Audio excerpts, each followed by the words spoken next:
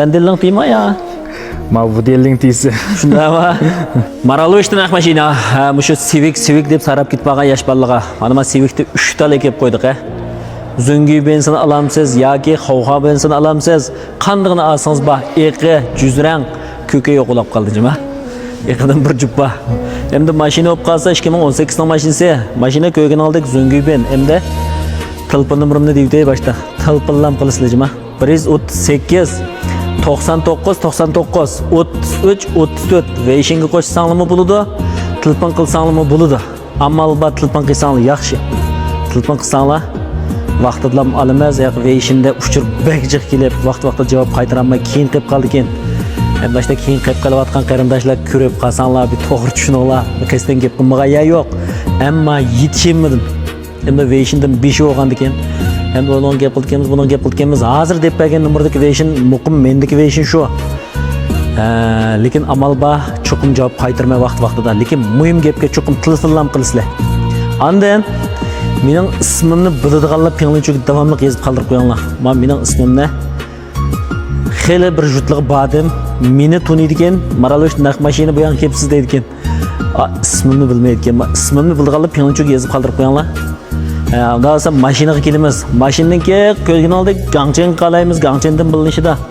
Andan ma bizeklar bor endi, joy-joyda cho'ngspet bizek qo'yib, bak chakana qilib etmabdi. Mana bu o'rinda to'kliq chiqdi, ichi qari chiqdigini.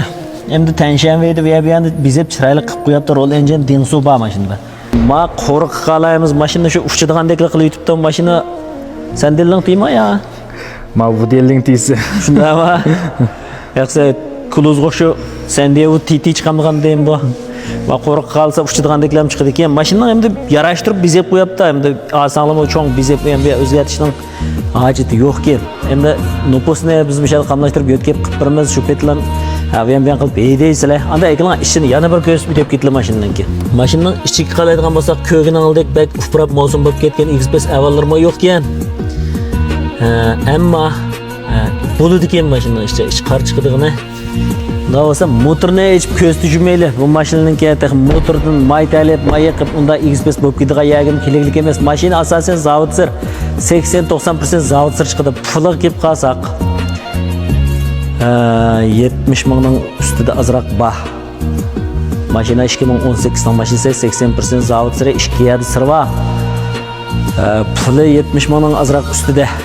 Hem şunda Civic ihtiyacı var qarindoshlar qolsanglar, her qachon telefon qilsanglar yoki version qo'shib, yajan etib gap qilsanglar bo'ladi. 70 mingning ostida keldiganlarimi bor, 70 mingning ustida keldiganlarimi bor jima. Xavxa ben ne deymiz, Züngü ben ne deymiz, qanday desangiz shunday bor.